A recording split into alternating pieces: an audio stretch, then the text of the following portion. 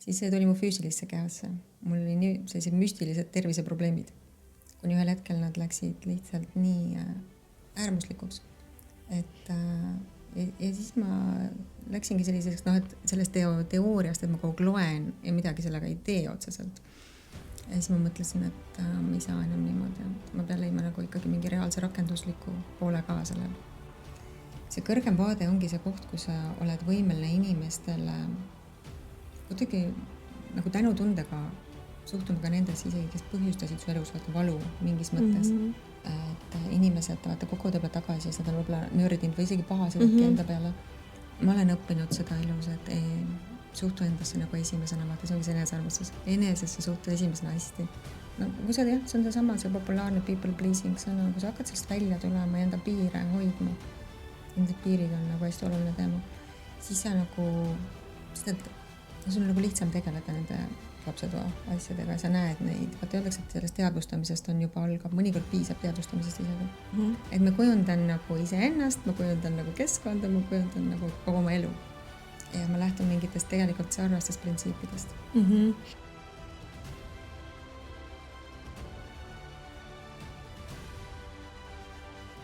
Sellepärast ma neid lugusid jagangi. No ja see ongi see mõte, miks mina life coach'iks läksin. Samamoodi. No võt, aga tere, hea kuulaja, vaataja. Me oleme siis 41. episoodi juures ja Julgus valida muutus podcast on sinu ees. Mina olen jätkuvalt Liisi Parker ja täna meil on täitsa uus tuba. Ma salvestan esimest korda Holistika Instituudis. Naersin, et maja, kus ma olen 3 aastat õppinud, aga ma ei ole kunagi sinna ruumi rentinud oma toimetamisteks. Et tundub hästi mõnus pesa ja võib-olla, et sa saad siit järgmise episoodi ka veel vaadata, kuulata. Aga mis siis ikka, lähme teele ja minu tänane külaline istub siin minu kõrval. Heidi Kallion, tere tulemast, Heidi. Tere, Liisi. Mul on hea meel, et sa siin oled ja see teema, millest ma natuke juba servapidi ampsu võtsin, ruum, üks kõigest nendest tegevusaladest, millega sa toimetad või mis on su südame võitnud ja läbi sinu siia maailma panustab, on sisekujundus. Siis räägi, mida tähendab ruum sinu jaoks, see, kus sa oled, see interjöör, kui oluline see sul on, tunned sa ennast mugavalt, ei tunne mugavalt, kõik see teema. No ma olen siin varemgi juba jaganud, kuidas mina nagu sisekujunduses üldse ilu loomises sellises lähtun hästi emotsioonidest, et sellest toetavast emotsioonist, et iga ruum oleks inimese jaoks see parim võimalik keskkond, mis on võimalik luua. Antud vahenditega, mis on võimalik luua. Ja kui ma olengi siin teinud ka teistele klientide ja teistele inimestele, siis ma tavaliselt ikkagi alustangi sellest, et ma tahan mitte ainult funktsiooni teada, vaid täpselt see, mis tunnet ta tahab. Kui ta seal hommikukohvi joob või töölauadaga tööd teeb või et kõik see valgus, et kus see langeb ja kui palju seda kihte panna ja kõik. Ütleme selline, minul on võib-olla käib alati kaasas selline, et oleks hästi nagu ka hubane. Võib-olla see nagu, naiselik nurk läheneda, et oleks alati hästi hea ja mõnus tunne olla igal pool. See tundub nagu selline pehme väärtus, et naiselik, aga samas, kes meist ei tahaks, et meil on hea olla. Kuidas sa siin ruumis ennast tunned? Siin mulle praegu väga meeldib. Siin on hästi helge, mis on väga tore. Ja see on ju eesmärgipäraselt loodud teraapiaruumiks, et kui mõelda, mida need seinad on näinud ja kuulnud, siis tekib täiesti selline aupaklikkus või mul on kuidagi selline, ma ei tea, saab öelda komme või mitte, aga kui ma lähen kusagile ruumi, ma ütlen alati tere sellele ruumile. Ja kui ma siia täna sisse astusin, siis ma tundsin seda, et see on nagu esiteks on see mulle tuttav ja armas. Et mis sa sellisel juhul teed, kui sa satud ruumi, kui sind kutsutakse või sa nii-öelda ise ei vali, milline see ruum on ja sa saad aru, et sul ei ole seal hea olla. Aga otseselt ei ole ju kodus ja ei saa hakata ümber tõstma ka, et kuidas sa ennast siis nagu aitad, et sa saaksid ennast hästi tunda?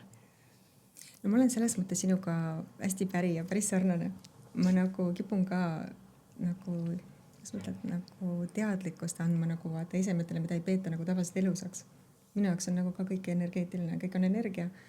Ja ma arvangi, et see suhtlus, olgu see siis ruumiga, ma ei tea, oma autoga. Alati ma olen ikka aitäh, et kui mind jälle tõid kuskil pika maa tagant turvaliselt kohale, et ma arvan, et see austusega suhtumine, isegi kui mul ei ole väga mugav mingis kohas ja ma tean, et ma pean seal olema, ma suhtun sellesse ikkagi austusega. Minu see vastastikune austus, olgu see inimene või olgu see mingi keskkond, et see on nagu hästi oluline. Mina praktiseerin seda nii. ja julgusest, ma ju meie podcast räägib julgusest ja muutustest, siis on sinus julgust, kui sa näiteks, ma ei tea, ma alati pakun külalise võimalust ise kohta valida, et kus sa tahad istuda. Aga kui ma oleksin öelnud, võt sa istud siin ja sa istud ja sa saad aru, et ei ole mugav olla, kas sinus on seda julgust, et öelda, et tead, aga vahetame või keerame või paneme kardinad ette või paneme tule põlema või mis iganes. Ja ilmselt ma ütleksin sulle küll, et kui võib-olla isegi kui see ei tule kohe, vaata natuke pead tšekkama, mingi aja pärast tunned, et okei, see ikka ei ole päris see, et ma siin ju ennem ka katsetasin. ja ma tundsin, et teine lihtsalt ei ole teine tool minu tool praegu. Ja see tagumiku tunne nii-öelda, see kehatunnetus ju tegelikult annab selle vastuse. Aga ma usun, et kui ka kuulaja vaataja mõtleb oma elu peale ja mina ise samamoodi aegadel, kus ma ei olnud nii julge või nii teadlik, siis kindlasti on neid hetki, kus ma ei julgenud öelda. Näiteks paistab mingi lamp silma või valgus või siis mis sa ütleksid julgustuseks nendele, kes praegu tegelikult nii-öelda kannatavad, et istud ära seal selle mingi tund-poolteist ja pärast mõtled, issand, nii halb oli, ma ei tea, pea valutab ja et kus seda julgust leida? No ma kõigepealt ilmselt küsiks enda käest, et ja see ei tähenda, et ma oleksin mingi emalõvi julgusega siin praegu, samamoodi tuleb ette neid olukordi, kui sa jälle hakkad mõtlema, et kas tasub või ei tasu, kas ma hakkan ütlema midagi või. Aga ma arvan, et see ongi see koht nagu, kui palju sa nagu vaata ennast austad ja ennast tähele paned. Ja teine asi on see, et küsid ka, kui ma näiteks ei julge kuskil öelda, midagi väljendada, mida ma tunnen, et peaks ütlema, siis mõtledki nagu, et mis mind takistab. Kas see on nagu, et mis must mõeldakse, kui ma ütlen või. Ja siis ma jälle mõtlen sealt edasi, et aga hästi. Ja kui keegi mõtlebki midagi, kas see mingi nädala 2-3 pärast omab üldse mingit tähtsust enam. Elu on hetkes toimub ju. või isegi samal hetkel, mida keegi neist mõtleb. Ei kas või samal hetkel aga kui on raskem, kui tulla nagu samasse hetke, vaata võib-olla see on suur amps kohe, kui sa oled harjunud nagu olema rohkem people pleasing ut võib-olla tegema elus, siis on nagu minust hea ka mõelda veidi edasi. Kas see omab üldse mingit tähtsust natukese aja pärast. Ja siis sa saad aru, et kui see siis ei oma tähtsust, miks see siis praegu peaks omama. Nii et väga hea selline soe soovitus siit, kellele kõnetab, siis saad kaasa võtta. Aga mis sinu elus praegu tähtsust omab? Ma olen sellises natuke nagu uues alguses, et ma tegelesin sisekujundusega päris kaua aega. Küll mitte suurelt, aga niimoodi vaikselt alustasin, hobist kasvas ja tegin ja siis oma enda isikliku elu muutused ka tulid vahel nüüd sisse. Ja siis ma jõudsin nüüd life coachi elutee, mõtleme elutee. Tegelikult see on nagu eluteega, ma arvan, see on natuke nagu elukutse juba. 2 sõna. Elukutse. Et nüüd ma olen nagu seal rohkem tegelenud sellega ja see sisekujundus on jäänud selles mõttes praegu taamale, et lihtsalt ei ole võimalik fokusseerida 2 kohta korraga nii palju. Aga ütleme, et ma ehitan siis nagu seda enda jaoks nüüd üles rohkem, et ma olen sertifitseeritud kohe varsti lõpetamas, et ma õpin USA-s seda tegelikult üle neti, isegi rahvusvahelises õppes. Ja praegu olen ma nagu praktiseerimisfaasis selle kuu veel. Siis on siis on nagu see praktikosaga tehtud. See on sinu tänane päev. Ja see hästi palju täidab mu aega praegu. Need õpingud on päris intensiivsed. Mul on üks selline hea, ma ei tea, kas see on hea, see on see küsimus, mis kunagi kellelegi ei meeldi ja mulle endale ka ei meeldi, aga tegelikult on hea vahepeal enda käest ka küsida, et kui sa täna tutvustad ennast nüüd kuulajale, kes ei ole sinust midagi kuulnud, siis kes sa oled? Kes sa oled, millega sa tegeled? Just nii, nagu sul praegu tahab tulla, enne kui me läheme lähemalt sinu loo juurde. Kui ma ise mõtleksin, siis ma saan aru, et minu eluos on hästi suur ilu, aga see on, ma mõtlen ka life coachingust ja inimeste psühholoogilisest toetamisest kui millegi nagu kaunimaks tegemisest. Vaata. Et mulle meeldib nagu selle luua nii sees kui väljas. Nii keskkonnas, inimese ümber kui inimese sees, alustades ise endast ja enda lähemastest ringist. Et ma arvan, et see oleks nagu mingi life coach on jah selline sõna, et ma ei tea, kas see ju ei defineeri vaata, et me oleme nii palju rohkem kui meie eriala. Et ma arvan, et võib-olla siis tõesti mingi ilulooja või ma ei ole mõelnud sellest niimoodi isegi. Et ema kindlasti, mul on 3 last. Et ema roll on mulle kõige tähtsam praegu ka, lisaks õpingutele, et ma jagan seda aega nende vahel, nende asjade vahel. Ja proovin siis integreerida ilusti, et kõik sujuks. Kui väikesed või suured sinu lapsed on? Kõige noorem on mul 9-aastane, hakkab 10 saama varsti. Et siis üks keskmine laps saab mul 16 ja tütar sai mul täiskasvanuks just. Et see on ka uus kogemus mulle. Mul on täiskasvanud laps. On ju? Jaa. Ja. Seda ka jagame sinuga. Mul on üks ja tema nüüd ka on täiskasvanud, saab 19 juba see aasta. See on sarnane. Tõesti siuke, sarnades kohas. Jaa. Kui sa mäletad, kuidas sa selle vastu võtsid või kuidas oli see üldse nagu selline üks päev, et nüüd oli see tema sünnipäev ja ta sai täiskasvanuks, et mis sa kogesid sellel hetkel? Või sellega seoses, võib-olla sa hakkas juba varem, võib-olla said hiljem mingit taipamisi? No minu neiu on olnud selline väike täiskasvanu kogu aeg väiksest peale. Talle on nagu kuidagi meeldinudki olla nagu selline iseseisev. Ja kui ta nüüd siin 18 sai, eks emana ikka tuleb see nostalgia, siis ma mõtlesin, et ta oli nii pisikene, ta alles sündis ju. Et ta on suur neiu või noor naine.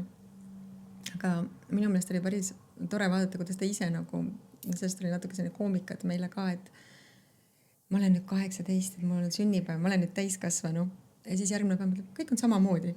Siis ma ütlesin, et ma tundsin ennast ka samuti, kui mina 18 sain, siis ma mõtlesin sel päeval, et nüüd ma olen täiskasvanu, nüüd on nagu kõik teisiti. Siis tegelikult järgmine päev ei olnud midagi teisiti. Et see võtab nagu aega, on ju. Jah, kohale jõuab. Ma naeran ka neid hetki vahepeal nagu heas mõttes naeran, et kus millegi peale, mis ma räägin või kus ma oma mingit tarkust jagan, ütleb, emme, ma ei ole tita, miks sa räägid mulle seda? Ja siis tuleb järgmine hetk, kus ma ei leia neid sokke, palun, kus need on. Et nad on justkui nagu sedasi kae vahel, et lähevad üle vaikselt. Ja nagu tundub, ma ei tea, kas seda jagada, et vanemana meil selles eas see eesmärk või nagu ülesanne ongi olla see, kes seda pehmet üleminekut lihtsalt toetab, et me ei viska neid üle pesa ära, et lenda ise on ju. Et kui sa mõtled nüüd oma elu peale tagasi, siis kuidas sinu täiskasvanuks saamine, oli see samuti pehme või oli see koht, kus sa pidid hakkama kuidagi järsku ujuma? No, kui mina kasvasin suureks, siis ega mul see on nagu väga palju aega nüüd täiskasvanu, ütleme see 18 sünnipäeva vahel ja mehele mineku vahel oli mul ainult 2 aastat. Et ma läksin väga noorelt mehele. Sest mind oli nagu niimoodi kasvatatud ja ma nagu üldse ei kahelnud. Et tuleb minna noorelt mehele ja lapsed tuleb ka noorelt saada. Kõik need toredad uskumussüsteemid, mis sealt kaasa olid võetud, vaata kellegi teise omad. Ega ma ei osanud ise midagi veel arvata, siis enda omasid luua. Et ma läksin hea noorelt mehele ja et mul seda iseseisumise aega võib-olla ei jäänudki nii palju. Siis, eks ma siis nüüd teen tasa seda. Et sellist nagu ma ei tea vasikasaiadest välja, et nüüd lasti luba 18 teen, mis tahan ja siis et mööda maailma jooksnud suured silmad peas, siis seda perioodi sul nagu nii ei ole päris olnud. Vaata aeg oli ka teine. Et siis ei olnud nagu maailm, ma ütlen maailmas reisimine ei olnud see, mis praegu need võimalused. Kui siis sa tahtsid minna kuhugi, et kui ma ka mehel läksin, siis me käisime ka abikaasaga niimoodi noortena enne lapsi ka ju reisisime natukene juba ringi, aga see oli siuke hästi budgeti peal ja võimalused olid hoopis teised, vaata võib-olla ja maailm ei olnud ka kuidagi nii avatud, ei olnud harjutud veel käima nii palju, et siis ma arvan, et see on natuke erinev sellest võib-olla, mis tänapäeval võib olla. Kindlasti. Ütlesid inimesed on nii palju rohkem reisima. Ja reisima ja kogu see info kätte saadavus ja meil oli see, mida minu see 18 oli siis 95-6 kuskil seal, siis sellel ajal ei olnud ju muud infot kui seda, mida kirjutas mingi meie meel on ja või siis rääkis õpetaja või ema on ja. Sama hea, et ei olnud seda infot just nimelt. Et mis enda kogemuse pealt täna lapsevanematele ütleksid, kelle lapsed on täiskasvanuks saamas või värskelt saanud, et mis nagu oluline on see olemas olemine nende jaoks, kas midagi veel? Kuidas need kõige paremini toetada? Eks lapsed on muidugi erinevad. Ma arvan, et minu kogemuse pealt lapsevanemana mulle tundub, et see emotsionaalselt kohalolek ja üleüldse või teadlik kohalolek ja laste kuulamine sõltumata nende vanusest ja ärakuulamine ja et sa annad lihtsalt selle raamistiku ja turvatunde. Et see on hästi oluline. Et mõnikord ma ei saagi neid, nende muresid nagu aidata ju lahendada kuidagi ära. Neil on mingid omad teemad, aga et sa lihtsalt nagu oled olemas. Ja nad teavad, et nad saavad alati pöörduda. On sul see õnnestunud alati nii-öelda, oled olnud teadlik sellega või see on ka koht, kus sa oled kasvanud? Kindlasti see on kasvamise teema. Ega kui esimene laps sünnib, siis see manuaali kaasa ei tule. Siis kasvad iga lapsega kasvad ja ise ju samal ajal arened ja kasvad ja ma käisin teadlikult Gordoni perekoolis, kui mul sama vanem laps jõudis puberteedika ja siis, kui ma vaatasin, mis nüüd toimub ja mulle tuli see emana raskelt, ma valasin nii mõnegi pisara seal, sellepärast, et ma ei saanud aru, et mis ma teinud olen, vaata, et mul hakkas nagu kontakt, ei olnud enam see nagu tütrega ja see oli ehmatav koht mulle. Ja siis ma Gordoni perekooli läbisin, et tulla tagasi ja osata oma lastega suhelda paremini. Ja see oli kindlasti väga oluline, mis ma just jagasin, et see aktiivne kuulamine ja et sa tead, et kellel on mure, teha vahet, kellel on probleem, sest vanematena me kipume väga kiiresti tegema endale probleemiks teiste probleem. Kui lapsel on probleem, järsku on see minu probleem, aga algul see ei olnud üldse minu probleem. Ja siis on veel see, et tema on ammu teisest otsast väljas ja mul on ikka veel see probleem. Ja siis see kestab. Ja hästi see teadlik vahe tegemine ülim. Kuidas sind hinnast kasvatati? Kui sa nüüd mitte peaks võrdlema, aga vaatad tagasi oma selliseks lapsepõlve või mis iganes vanus sul praegu tuleb siin jagamiseks või siis see, kus sa täiskasvanuks said, kui palju sinul endal oli seda tuge kõrval? No päris sellist teadlikkust ei olnud, ma arvan. Ma ei oska öelda, kas see on kuidagi ajamärk ka või mis meil on info ja kõik see kättesaadavam on ja mis kursused tulid ju, kui mina täiskasvanu juba olin. Ma arvan, et minu vanematel ei olnudki selliseid võib-olla sellist infot, ma ei tea, need kasvatusraamatud, mida nad võisid lugeda ja mis ajast need olid ja mis seal kirjas oli. Ja ma olin oma emaga hästi lähedane, mu ema oli, hiljem mul on ka teraapiates, kus ma olen ka elus sattunud, on öelnud, et oli nagu rohkem ülesidumise selliseid asju, et ma olin nagu võib-olla isegi liiga lähedane, liiga nagu seotud ja liiga vähe võib-olla sellist nina väljapoole pistmist, et mis siin välises maailmas toimub nii palju. Et selline oli nagu võib-olla minu lapsepõlv. Aga ma ei ütleks, et mul ei olnud nagu ärakuulamist. Ma arvan, et ikka oli, et see lähedane suhe tähendas seda, et me rääkisime ka ja jagasime väga palju. Et jah, huvitav.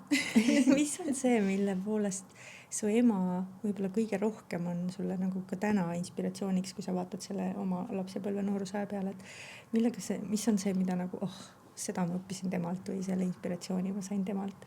Võib-olla sul on mõni selline 1 või 2 asja, mis tundub kõigem, mida võib-olla siis ei osanudki nii-öelda hinnata. Mu ema näiteks hästi palju luges ja ma kindlasti sain temalt selle pisiku. Ma lugesin väga-väga palju raamatuid kuni sinna, kuni täiskasvanuajani välja vähemalt, et siis nagu kuidagi elu muutus mõneks ajaks teistmoodi, tulid teised asjad. Ja ma arvangi need just need hästi intellektuaalsed vestlused nagu, mis me omavahel pidasime. Et need olid sellised huvitavad, sest temale meeldis väga ajalugu, ka mulle meeldis nagu, ma ei tea, ma lugesin väga erinevaid asju, ka ilukirjandust, aga ka eneseabi asju ma siis tol ajal veel ei lugenud. Aga ma olin väga mõjutatud näiteks luulest. Mul meeldis väga luulet lugeda ja ma ise luuletasin. Ma kirjutasin ise ka tol ajal omajagu. Praegu? Ma ütlen, see läks, elu muutus, vaata, see läks nagu ära oma elust ja isegi tead, kui ma vahepealsetel aastatel proovisin, see ei ole nagu asi, mis sa saad teha sundimise peale, et ma nüüd tahan kirjutada. No ei kirjuta sa midagi, kui sa lihtsalt tahad kirjutada. Et jah, aga noorena ma kirjutasin palju ja olin selline kirjanduses hästi tugev koolis ka. Kirjandusõpetaja suur lemmik olin. Et mille temaga oli ka väga hea ja lähedane suhe just sellepärast, et ma ei tea, ma huvitusin nendest asjadest nii palju. Sa mainisid juba sõna eneseabi või eneseareng, kuidas iganes me seda valime nimetada. Kui sa vaatad enda elu peale tagasi, siis praegu, kui sa ka oled siin toimetamas life coachina, siis ilmselgelt on see ju sa oled teadlik või nii-öelda ärganud, aga kui sa vaatad oma elule tagasi, siis millal see alguse sai? Oli sul mõni selline, ma ei tea, inimestel on vahest mingisugune raske sündmus või kerge sündmus või mis iganes, midagi, mis puudutas, mis nagu äratas. Mäletad sa oma sellist? Ja, ma saan täpselt aru, millest sa räägid, et on küll niimoodi jah, et mõningad sündmused on sellised nagu mis lükkavad su sellele teele kuidagi rohkem. Aga minu puhul ma olin lapsest saadik selline hästi uudishimulik elu suhtes, ja mitte lihtsalt elu, vaid kogu universumis ma tahtsin teada, kuidas kõik käib ja toimib ja mis. Ma tegin siin, ma mäletan, kas ma olin 12-14 aastat vana, kui ma koostasin sünnikaarte inimestele. Astroloogia mind väga huvitas ja numeroloogia ka. Ja see oli aeg, kus seda tehti vaata niimoodi, et arvutit ju ei olnud. Efemeriidid või efemeerid või sellised suured paksud raamatud on, kus sa otsid neid sünniaja hetke andmeid ja minutid ja kust ma olid taevakehad sel hetkel ja kõik paika saaks. Ja see oli kõik suur käsitöö. Ja see oli hästi huvitav, et ütleme, mul selline huvi on olnud kogu aeg nagu selle kohta, et mis siin maailmas toimub või mis siin elus toimub.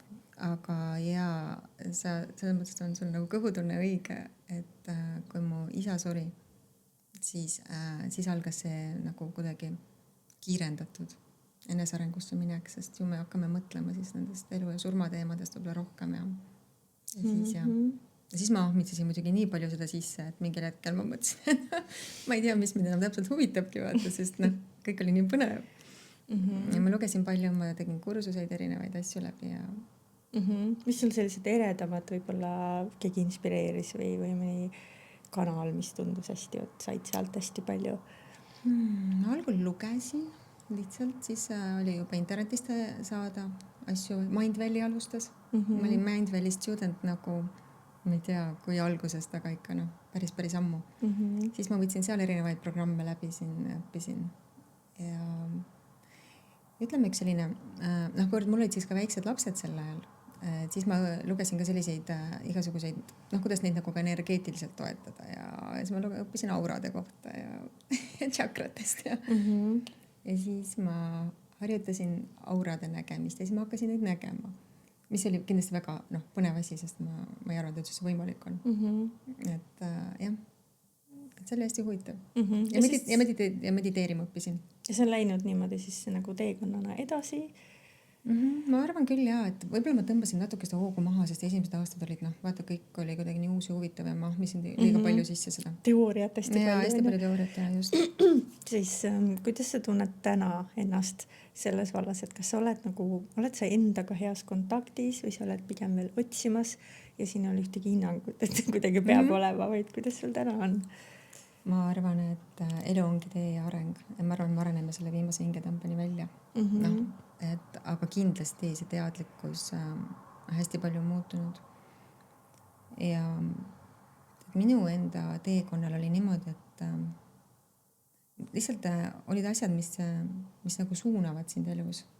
Ja mitte, ma ei mõtle märke nagu selles mõttes, vaid näiteks kui ma ei osanud nagu ikkagi, kui ma ei olnud teadlik, kui ma elasin nagu stressirohket elu ja siis mul närvisüsteem ju hakkas järgi andma või mis, kuidas seda nimetad, siis see tuli mu füüsilisse kehasse. Mul oli nii sellised müstilised terviseprobleemid, kuni ühel hetkel nad läksid lihtsalt nii äärmuslikuks. Ja siis ma läksingi selliseks, et sellest teooriast, et ma kogu loen ja midagi sellega ei tee otseselt. Ja siis ma mõtlesin, et ma ei saa enam niimoodi. Ma pean leidma nagu ikkagi mingi reaalse rakendusliku poole ka sellel. Ja siis läksingi holistilisse nõustamisse. Holistiline nelik oli. Ja hakkasime lahti arutama, et kus see tuleb kõik need hullud probleemid nagu tervisega. Ja see oli nüüd, ütleme siis võib-olla 3 aastat tagasi äkki. Ütleme jah, see teadlikule teele päris on võib-olla jah, kuskil 3 või 4 aastat olnud sellist. Ja kuidas su keha täna on? Kuidas sa ennast täna tunned? No mul siin eelmine aasta viskas veel selle vimka sisse, ma loodan, et see oli viimane. Et mulle seesama teema, mis ma ütlesin, et vaata need tervise teemad nagu läksid nagu hullemaks ja hullemaks, siis üks oli mu selg. Ja see mõned aastad tagasi, mis mind holistilisse nagu teraapiasse suunas, oligi hästi suur seljavalu selline, kus enam ei saanud ei püsti, pikali, ei rooli ega midagi. Ja siis ma otsisingi abi. ja see vaikselt nagu lahenes, aga ta tegelikult ikkagi noh, ootas meil mingit oma sellist viimast etteastet, siis ta eelmine aasta oli diskiprolaps ja erakorraline operatsioon. Täiesti ootamatu. See oligi aasta tagasi kuskil, jah. On see selja teema sulle, mis see sulle nähtaval on toonud sinu enda jaoks? Millega see võis seotud olla? Seal on ju väga palju, noh, ütleme need holistilisi põhjuseid. Üks asi on füüsiline keha, on ju. Noh, alustada kas või sellest, et midagi on selja taha peidetud, et on miski teema, mida oma elus ei taha vaadata või puutuda või siis mis taipamisi sinule see selja teema tõi? Ma arvan, et see oli kogu selle pika perioodi võib-olla siis 25 aastat, mis enne seda oli mu elus olnud, mingi kulminatsioon lihtsalt, kui palju ma olin nagu sa ütlesid, võib-olla tõesti peitnud selja taga nagu isegi asju ära ja millega ma ei tegelenud ja ma võtsin kogu vastutust hästi palju ja noh, ei kandnud ära, ei kandnud välja seda, vaata. Sest lihtsalt nii palju lõpuks, et mis teha, et siis kui ma hakkasin seda nagu järjest ära andma, siis ma tundsin, kuidas kõik hakkab minema nagu õigemaks minu jaoks. Tagasi andma, mitte sellest enda oma ära andma, vaid seda üleliigset. See ei kuule sulle. See selg on üks teema, vist on ülipaljud inimesed ja elu jooksul ikka puutuvad selle kogu. Mina ka, mul on praegu täiesti mingi aktuaalne seljavalu ja siis ongi, et ma nagu täielik, kuidas sa suhtud sellesse, et meil on see tavameditsiin ja siis on alternatiivid ja siis on meil võimalik enda seest neid vastuseid leida. Et oled see selline väga nagu kindla vaatega, et võt, ainult see, või samas oli sul operatsioon, eks ju, mis on meditsiin, et kuidas see kombo sinu jaoks on, kui sul täna on mingi tervise teema, siis kuidas sa täna valid läheneda? No ikkagi, kas ma ütlen, minu maailmavaade on selline, et ei ole üks või teine, on üks ja teine. Et on nii spirituaalne pool meil kõigil ja meil on füüsiline keha, et meil on 2 poolt. Ja ma kindlasti alati mõtlen ka selle peale, et mis mina olen nagu teinud, mida ma olen panustanud, kas siis energeetiliselt, emotsionaalselt, ikkagi emotsionaalselt on ju, see on meie närvisüsteemiga seotud, et emotsioon ei ole nagu käekatsutav asi. Närvisüsteem nagu, on ikkagi nagu selline kehaline asi, et need on nii seotud. Ja siis ma ikkagi mõtlen muidugi, et mis ma teinud olen, et kuidas ma siia sain. Aga ma üldse ei välista, et mingitel hetkedel me vajame elus kindlasti arstiabi ka ja ikkagi mis teadus oskab juba pakkuda ka. Ja see sõltub, kui head tööd sa endaga emotsionaalselt ja energeetselt teha oskad või ilmselt. Sest mina ilmselgelt vaata sinna opilauale ikka jõudsin, on ju. Ja sel hetkel ma ei osanud seal enam nagu parandada seda. Ja vahel on ju vaja, kui sa ikkagi murrad jalaluu või läheb disk, et siis on, jah, võib-olla saab taimedega ravida, aga vähesed meist tõenäoliselt on selle koha peal, kus nad seda suudavad. Ja ma mõtlengi, et see teadlikkus peab olema ikka nii hea sellisel tasemel. Sinu juurde täna tuleks keegi sellise tervise teemaga, siis millest sa soovitaksid alustada, kui on täiesti, võib-olla mul tunne, et kuulab keegi või vaatab keegi, kellel on see küsimus praegu, et tegelikult ei tea, kust alustada ja siis on ju kõik see, mis ümber meie on. Üks ütleb, et ainult meditsiin, teine ütleb ainult alternatiiv, 3 ütleb, et toitumine on oluline, 4 ütleb, et mine liiguta, hakka venitama. Et kui sa nüüd oma selle coachi rolli peale mõtled, siis kus sina soovitaksid alustada inimesel? Ma kujutan, et sa pead vaatama ju, kui hull see seis on ka. Et kui inimene on ikka mingi suurtes valudes, siis ilmselt ta ikkagi vajab nagu midagi, mis võtaks selle valufooni maha või aitaks teda juba selle koha pealt, on ju. Et ei ole ju meditsiinilist tausta minul. Aga kui ma mõtlen nagu, et kuidas me jõuame sinna, siis ma ikkagi lähen tagasi emotsioonide juurde, nüüd life coach'ina eriti uskumussüsteemide juurde, et hakata sealt ka, see on nagu üks külg, millega sa saad seda toetada. Kuidas ta korda hakata tegema, et me ei kuhja sinna juurde enam. Et me ei tekita endale neid halbu emotsioone või neid negatiivseid, sest need põhinevad süsteemidel, mis meid ei toeta või mingi mustritel. Et ikkagi kui aega ja võimalust on, siis ma hakkaksin arutama ka neid, aitamaks inimesel arutada lahti seda.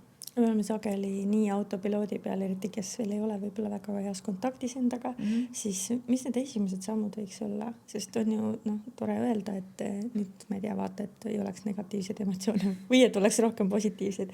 Aga kui lähed siit uksest välja ja auto sõidab mööda ja pritsimu valge jopesopaseks ja juba on kõik päev on nahkas, on ju. Sest see autopiloot ju sõidab nii sagedasti üle, kui me oleme harjunud elama selles kohas, kus pigem kõik on halvasti, kui et hästi. Siis mis need sellised nõuanded või näpunäited või mis sa siit oskaksid anda, et kuidas alustada? ma olen vaadanud enda jaoks, et nii palju, kui ma olen nagu teinud neid praktikasessioone ja inimestega erinevatest kultuuridest, kusjuures üle maailma, kord ma õpin rahvusvahelises koolis ju ka ja kes iganes, kui ma räägin juttu kas või oma sõpradega niisama eraviisilisi jutuajamisi, et ei ole mingi coaching'u sessioonid. Mulle tundub, et selline hästi nagu mõni nimetab seda teadlikuks, eneseteadlikuks lähenemiseks, aga ma näen, et inimestel on hästi palju puudust just sellest enesesse uskumisest, enda austamisest, enda armastamisest. Et ma vahepeal kuulen, ma tean, mul on seal mingisugune 20-30 tööriista õpitud, mida ma saan kasutada. Ja mulle tundub, et ma tahan öelda ainult ühte asja. Et õpime rohkem ennast tähele panema nüüd. Õpime rohkem armastama ja enda tassi täitma. Sa tead, kuidas maailma pilt ja kõik muutub. Ja isegi see, et auto sõidab mööda ja pritsib mu valge jope. Ma saan suhtuda ju kahte moodi, vaata, et ma saan minna kas nagu hullult närvi ja vihane olla. Või siis ma saan mõelda, ma ei tea, mingi hoopis positiivsema lahenduse, et tegelikult see sõltub ju täpselt sellest, mis tähenduse me anname asjadele. Ja mitte keegi teine ei anna seda, me ise anname, me ise loome oma emotsiooni, me loome oma triggeri või me kasutame siis seda triggerit. Ja siis ongi selline tulemus, nagu ta siis on. Kas on päev mokas ja paha tuju või siis sa mõtled, et ma lähen koju ja mul on vahendid ja ma saan selle ilusti puhtaks. Ei ole, et see ei ole tegelikult nii suur probleem. Või et siin on lihtsalt jope. Või mida iganes, ta läheb ka aia taha, siis ole äge, ma saan veel uue, ilusama, teistsuguse midagi vaheldust endale. Kas sa ise oled täna sellises, oledki selles teadlikkuses kogu aeg ja kõik need olukorrad, mis sinuga võivad juhtuda või ongi, ma ei tea, keegi keerab liikluses ette, klassika, et oled sa täna nagu enamasti sellises nagu rahus või ikkagi tuleb ette seda ka, et lähengi närvi ja ütlen, ma ei tea, ropendan ja mis iganes. Ma kujuta ette, ma vist pigem ei ütle sellised asju, ma vist pigem ei lähe nagu selle peal närvi. Kindlasti ja loomulikult on mul triggerid kogu aeg avastad. Töö endaga on, see ei lõppegi ära. Jälle leiad midagi uut. Eriti näiteks, kui ma teen ka mingeid sessioone, räägin coaching ut. Ja ega coachid on ka ju triggerdatud aeg-ajalt, sest see vajutab minu sees midagi. Ja siis sel hetkel ma püsin nagu oma kõrgemas vaates seal edasi, aga ma pärast töötan sellega, sest ma mõtlen, miks mina triggerdatud olin. Et ikka juhtub, et selles mõttes ei ole niimoodi, et ei lähe närvi kunagi. Ikka võid minna, aga ma ikkagi proovin olla sellises nii-öelda, ma nimetangi ju kõrgemaks vaateks seda. See kõrgem vaade ongi see koht, kus sa oled võimeline inimestele kuidagi nagu tänutundega suhtuma ka nendesse isegi, kes põhjustasid su elus valu mingis mõttes. Ja sest sa näed nagu hingetasandil asju rohkem, et sa on nagu mitte seal metsas sees, vaid metsa kohal. Ja see on see kõrgemas vaates püsimine, et need samad küsimused ka näiteks, et kas see asi on mul oluline 5 aasta pärast ja mis me siin algul ütlesime mingis teises kontekstis. Et sa püsid selles kõrgemas vaates nii palju kui saad, siis sa ei ole triggerdatud nii palju, siis sa ei anna neid negatiivseid tähendusi asjadele, aga loomulikult, et sinna kõrgemasse vaatesse saada, sul tuleb ikkagi seda tööd ka teha endaga, et oma uskumussüsteemidega muidu raskem sinna saada. Ja, sest et need hetkelised nii-öelda otsused, et nüüd tänasest kõik muutub, ja siis piisabki sellest esimesest triggerist, kui kukume nii-öelda tagasi sinna, kus me olime. Tegelikult see võib-olla isegi ei ole kunagi tagasi, see on jälle järgmine koht selle spiraali peal. Ja tead, mis ma selle koha peal tahan alati öelda, et inimesed kukuvad võib-olla tagasi, seda on võib-olla nördinud või isegi pahased enda peale. Ma olen õppinud seda ilus, et suhtu endasse nagu esimesena, vaata, see ongi see enesearmastus. Enesesse suhtu esimesena hästi, empaatiaga. Me kõik oleme mingist jamasid kokku keeranud, vaata. Aga ole empaatiline. On sul see lihtne olnud sinu jaoks? Ma arvan, et ma olen tegelikult olnud kogu aeg vaata, see ongi see autentne mina. Sa oled oma koortasandil kogu aeg ikkagi oled keegi, aga sul on nii palju neid kihte, neid võltse kihte on peal ja siis sa püüad seal navigeerida, vaata, ja olla nagu sina ise. Ja siis, kui sa hakkad neid kihte maha võtma lõpuks, siis tead, kui hea tunne see on. Nii hea tunne on olla mina ise, vaata. Ja see on seotud ilmselgelt ka lastetoaga, kuidas meid nagu lapsena programmeeriti, et kas sa oled armastatud ja maailm on hea ja soe paik või pigem, et ikka ei ole piisavalt hea ja ei saa hästi hakkama ja et oled sa pidanud ületama selliseid kohti ka, kus sul võib-olla mõnes kohas ei olnud see enesesse suhtumine nii soe ja hea? Jaa, muidugi. Mis on ta näidanud? See ongi nagu areng, just ma ütlesin sulle, et sa oled tegelikult nagu, su südame hääl on kogu aeg olemas vaata mõtlen, kui need negatiivsed programmeeringud tulevad peale lapsena, sa ei kuule seda. Ja kuidagi elu jooksul on neid lihtsalt, see hääl on nagu minu jaoks tugevamaks läinud, kui sa küsid, kuidas ta läks. Ma isegi ei tea, ma arvan, et seda tugevamaks ta läks, mida rohkem ma ennast valisin. No kui sa jah, see on seesama, see populaarne people pleasing sõna, kui sa hakkad sellest välja tulema ja enda piire hoidma, need piirid on nagu hästi oluline teema, siis sa nagu, sul on nagu lihtsam tegeleda nende lapsetoa asjadega ja sa näed neid. Vaata öeldakse, et sellest teadvustamisest on juba algab, mõnikord piisab teadvustamisest isegi. Sa ei peagi tegema mingit hullu tööd, mingi uskuvussüsteemiga, mõnikord see töötab juba niimoodi.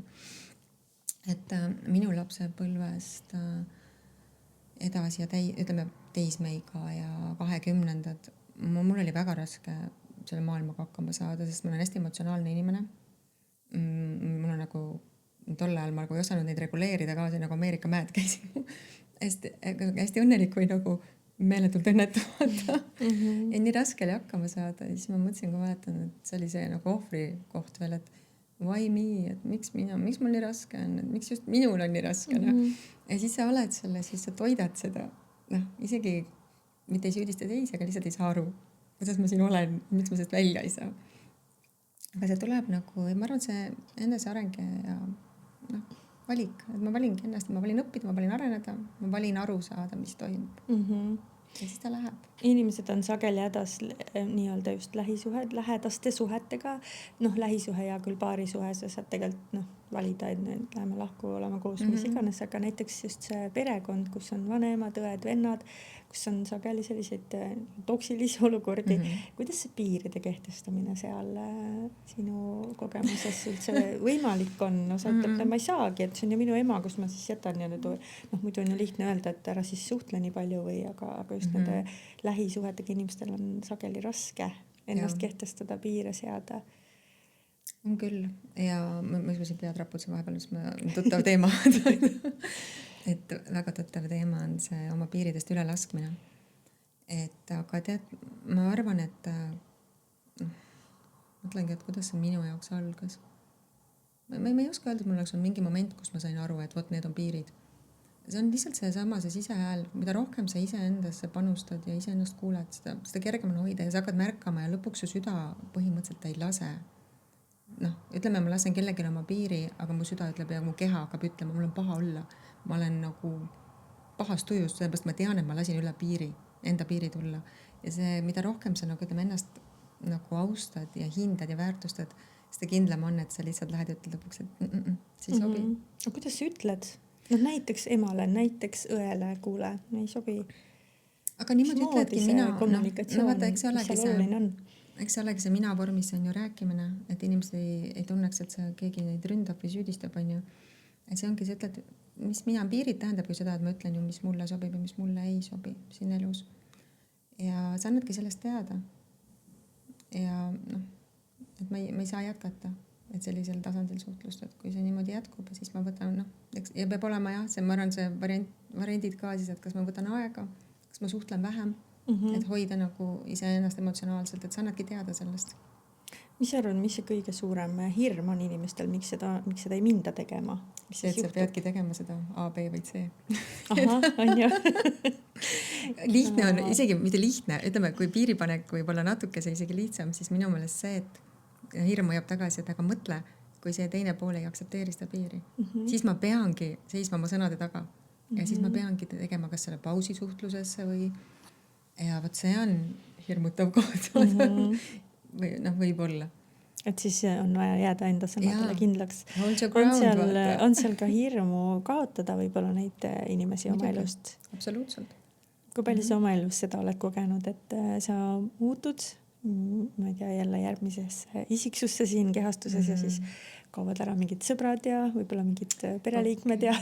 No see on nüüd selline suure kaaluga küsimus. Selles mõttes, et mina tegin päris suure muudatuse oma elus. Räägi sellest.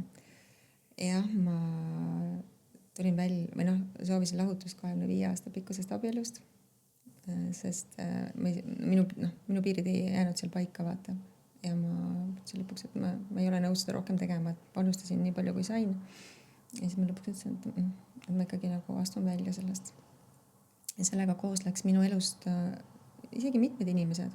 kellega mul oli samamoodi vaata oli see nagu piiride teemasid ja mitte see ei olnud minu jaoks mitte põgenemine, vaid need olid kohad, kus ei aktsepteeritud neid piire. Ja mul ei jäänudki muud üle enam. Et ja see oli ülimalt raske otsus minu jaoks, sest pere on mulle hästi oluline. Ja ma olen viimase, ütleme siis 3-4 aastaga neid piire niimoodi päris praktiseerinud, aga neid piiride me räägime elutervetest piiridest, vaata. See ei ole ju egoism, et mina tahan nii ja löön jala vastu maad. Kus sinu jaoks see vahe läheb? No eluterve piir on, ma mõtlen alati oma elus, et kui ma midagi teen otsuseid, võtan vastu, et ma teadlikult, ma ei kahjusta ennast, ma ei kahjusta teisi. Et ma olen me võime kogemata alati kellegi varba peale astuda, mida me ei tea, on ju. Aga kui ma olen teadlik, et esiteks ma vaatan, et mina olen emotsionaalselt hoitud, et ma ise enda jaoks olen prioriteet. Ja siis loomulikult ma vaatan, et mu piir, ma mõtlen, kuidas on eluterve või mitte eluterve, et see ei ole mingi egoismist tulev, vaata. Ja vastutus on ikkagi liigsest egoismist ma mõtlen, et ego ka peab olema olemas mingil määral. Vaat ongi, see tundub see kõhkõrn piir on ja siis on veel vastutuse koht, et igaüks ikkagi vastutab ju oma tunnete eest üle. Ise nii nagu Erik Edmits ütleb, kelle koolitusel me siis kunagi kohtusime, siis temal on hästi hea see, ma ei mäleta, kuidas see täpselt inglise keeles on, nagu põhimõtteliselt on see niimoodi, et nupud on vajutamiseks ja et mitte päris nii, et ma lähen nüüd lammutama ja mõtlen, tal on see trigger, ta või ma vajutan nüüd sinna, et mis selle eesmärk on, eks ju, aga just nendes olukordades, kus ma räägin enda eest, jagan oma seisukohta, kehtestan oma piire, siis kui selles seal saab teine pool pihta, aga siis ma ei saa vastutada selle eest ja just nimelt, et vaata aga ega tegelikult kui sa võtad selle vastutuse, siis see tähendab, et sa ei pea piiri ka ju kohe. See ongi see keeruline koht, ma arvan paljude jaoks, miks seda ei tehta, sest kui teine inimene saab pihta sellest sinu otsusest või väljendusest, siis me ju näeme, et tal on, ma ei tea, valus, ta vihastab, tavaliselt seal taga on ikka valu on ja mis hirmud seal kõik aktiveeruvad nüüd, et sina oled nüüd mingi muutunud nii palju, et äkki jääb sinust ilma ja kõik see. Ja kui lihtne on tegelikult võtta seda vastutust, siis eriti kui see on, mida lähedas on inimene, seda lihtsam on ju. Aga ega öeldakse, et võtta see raamatki, et keha peab arvet, et ega seda ma tegin ise ka omas kogemusest, keha peab arvet ja sa lõhud tegelikult enda kogu oma süsteemi. Nii et hea kuulaja. See hind on päris kõrge. Jah, see hind on päris kõrge. Ma olen sinuga päri, et kui sul on nüüd elus keegi, kes sa kuulad just sellised suhted, kus sa tunned, et sa tegelikult iga kord tuled ära ja sa oled nagu, ma ei tea, energiast tühi ja seal ei ole nagu mitte midagi, mida sa nagu saad või mis sind laev, vaid sa ainult annad, siis tasub tõsiselt vaadata sellele, sest keha on tark ja keha hakkab sellest varem või hiljem märku andma. Et väga hea, et sa selle sisse tõid. Täna hommikul tuli meil chatis juttu ühest seisundist vist. Ma ei teagi, ma mõtlesin päris pikalt selle üle ja hästi kõnetas. See on väärikus. Ja see on see miski, see on see sõna. Võt. Kui ma sinu peale mõtlen, siis see tuleb. Ja ma olen kogu aeg mõelnud, mis asi see on? Mis väärikus sinu jaoks on? Väärikus, ma just kirjutasime et see on kuidagi nii läbiv sõna minu jaoks olnud, et see tuleb nagu nii tihti esile, et mulle tundub, et see on midagi, mis mind seestmiselt väga kõnetab, et ma ise soovin olla, püsida selles väärikuses.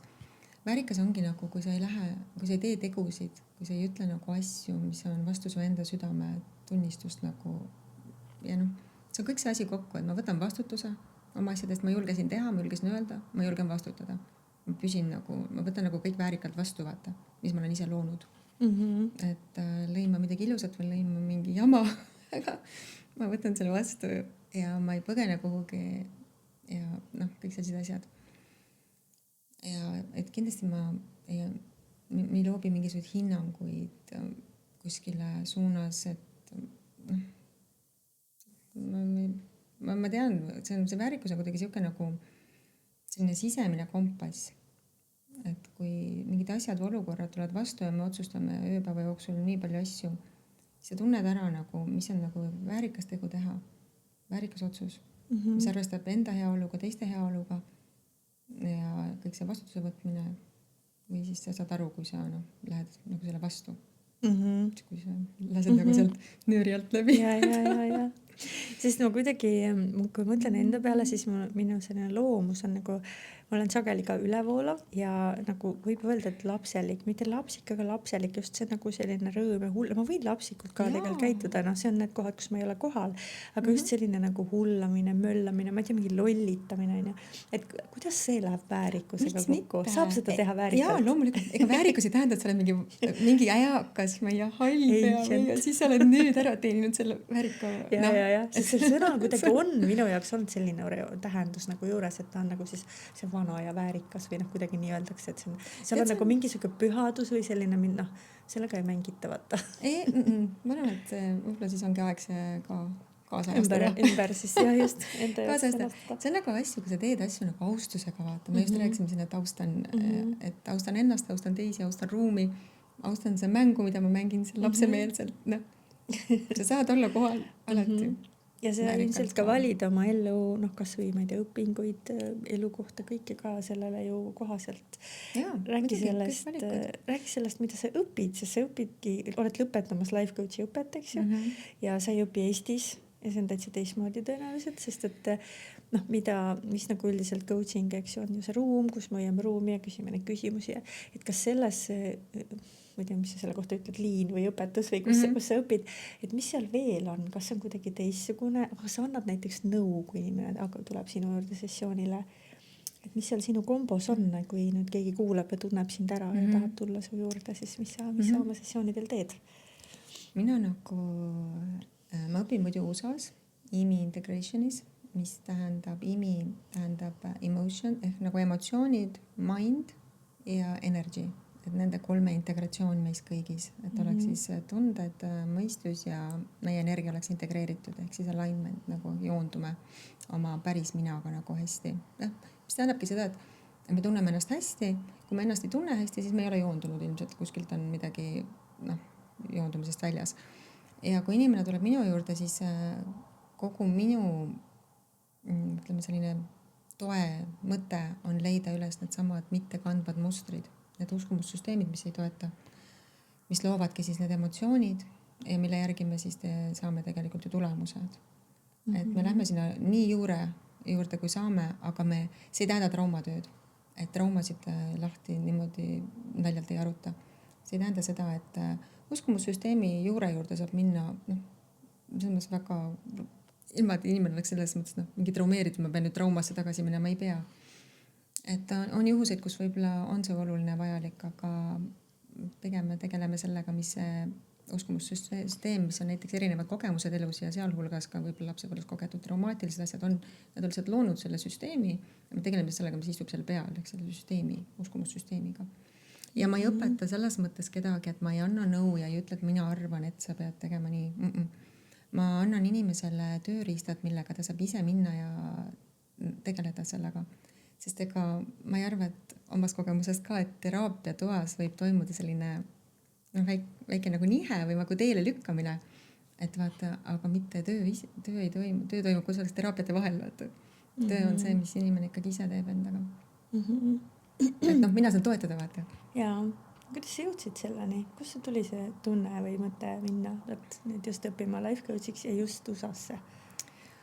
No, mul on ka selline käib kaasas tegelikult asjad, et mulle meeldib unistada suurelt, mulle meeldib teha asju suurelt, et kui ma midagi teen, siis nagu valiks nagu midagi suurt, sellist on ikka hea ampsata, vaata, et oleks piisavalt hirmutav ka. Hirmutav selles mõttes, ma mõtlen positiivses mõttes, et kuidas see ütlus on, et kui unistus ei hirmuta, siis pole piisavalt suur unistus või. Et ma kaldun sellisesse võtma nagu selliseid suuri ampse. Ja kui seda enam, kui ma selle, vaata hirmu lävedaga seisavad tegelikult päris suured võidud. Et kui ma need hirmud ületan, et ma ei õpi siin Eestis oma enda emakeeles, et ma lähengi USA-sse, ma lähen maailma väga kuulsa coach'i juurde õppima, et siis ma tean, et ma sean endale päris kõrged ootused. Aga kui ma need ära teen, siis see tulemus on nagu seda väärt, on ju, minu jaoks. Ja seepärast ma õpin seal Mandy Morrise juures USA-s praegu. Ja ma unustasin juba küsimuse algusele. Et miks? Kuidas sa jõudsid sinna? Jõudsin juba selle mõtte jooksis kogu peale. Aga ma arvan, et kogu see eellugu kokku, alates lapsepõlvest see huvi nende asjade vastu.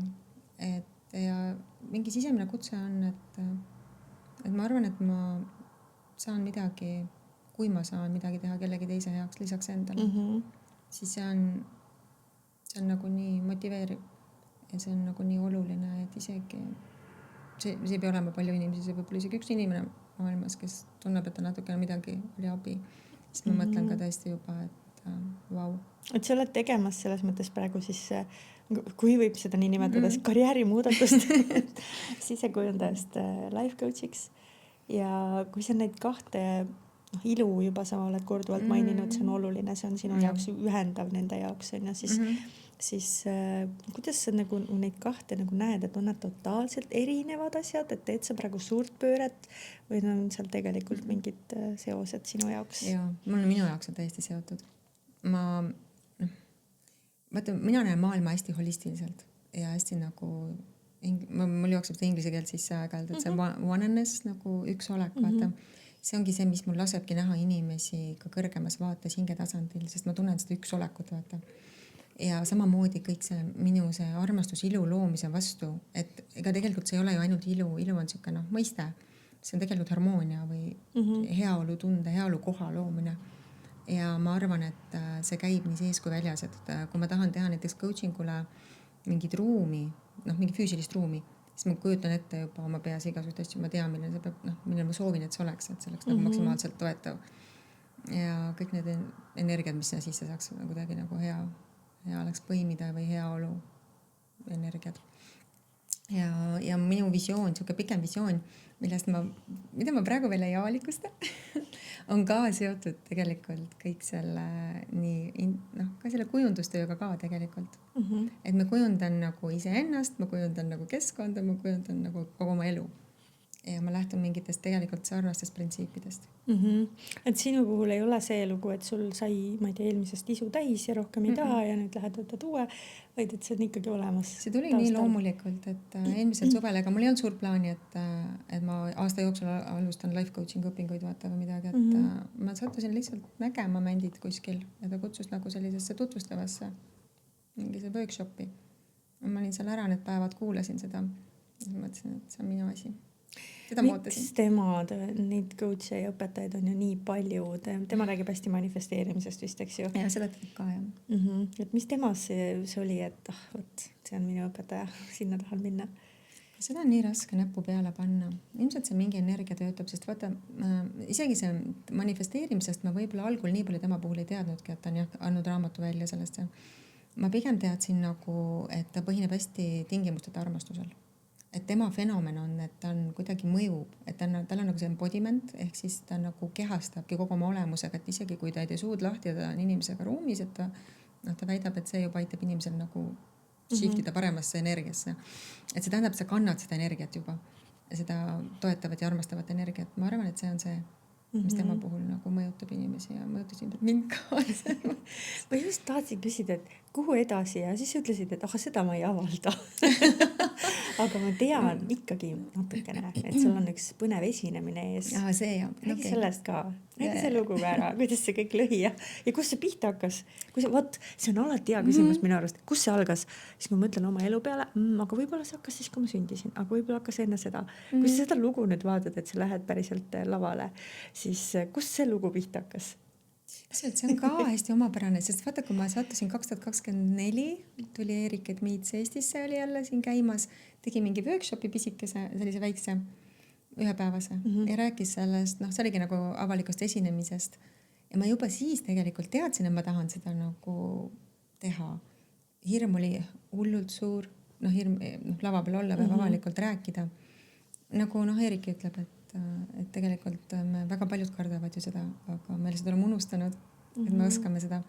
Ja siis ma juba tundsin, et see kannetab nii palju. Mul ei olnud konkreetset väljundit veel. Ja siis ma läksingi Erikuse Speaking Academy'sse, kus me sinuga esimest korda kohtusime.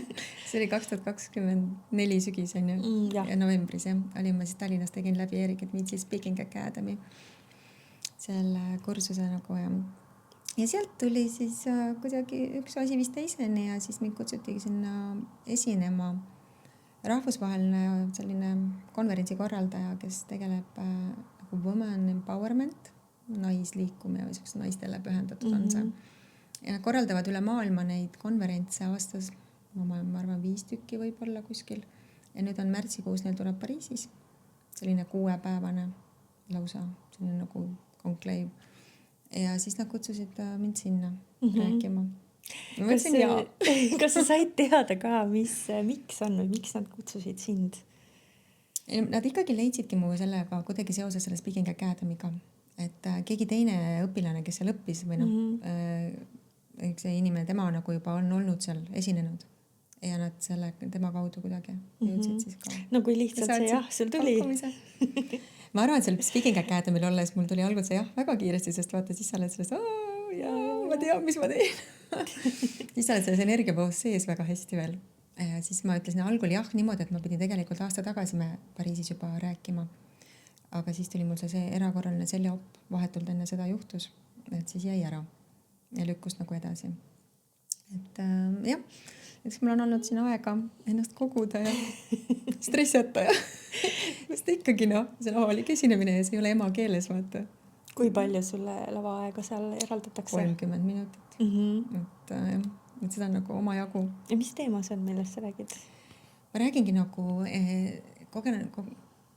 põhinen enda kogemusel, et ikkagi enda teekond, et kuidas tulla nagu sellisest, inglise keeles ongi, et from pain to power. Ma tegelikult olen, et võib-olla ma isegi saame seda muuta, et tahaks võib-olla panna from nagu pain to self-authority, nagu enese nagu jõustamiseni jõudmisest.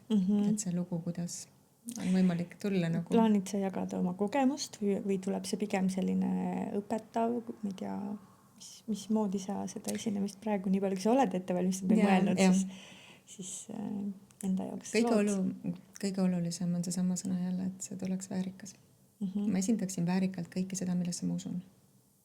Et see ei ole mingite vanade mingi asjade lahti harutamine, vaata, või mingi valukohtade, et eks ma vaatan seal isiklikud storid on avalikus esinemises sellised, millega inimesed resoneeruvad ja mis kannab, on ju.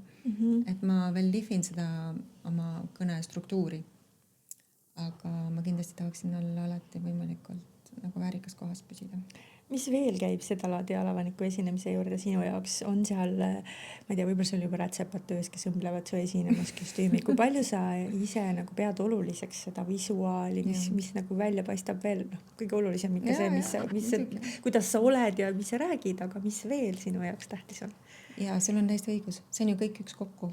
See imago või see sinu, kuivõrd mina ju olen ka interjööri disainis, oli mul ikkagi isikubränd. Ma hakkasin looma isikubrändina seda viimastel aastatel. Algul ma mõtlesin, ma jätkan sellega.